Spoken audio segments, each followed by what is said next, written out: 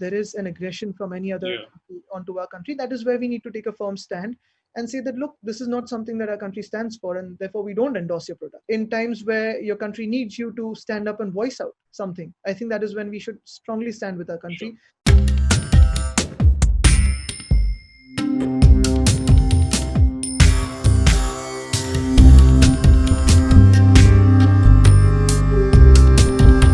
Do you think that broadcasters should, like Star right now, should be holding back on Chinese sponsorships of IPL?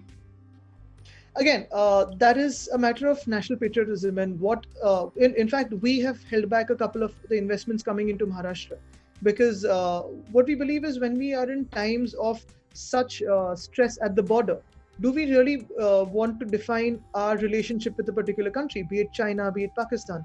Normally, of course, as a human being, you would want to have the best of relationships with all the countries around the world and have peace and joy and an interaction which is so open that it's actually more cultural ties that bind us together and historical ties.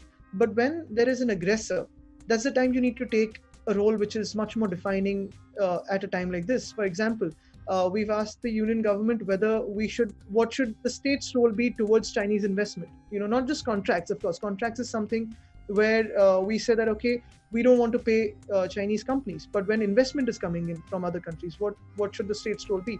So I think that is something where, as governments, we have to collaborate with the union government, because we are finally a part of one country. And if something is again detrimental to our national security, to our nation's interest, that is where we should just hold back and think again about a strategy to redefine our relationship. Would you ever voice an opinion, or would you ever be sort of firm about an opinion about Bollywood ambassadors of Chinese products? Do you think that this is the time they should be pulling out? Do you think they should sort of keep going? That's business, and that's it's a different track altogether.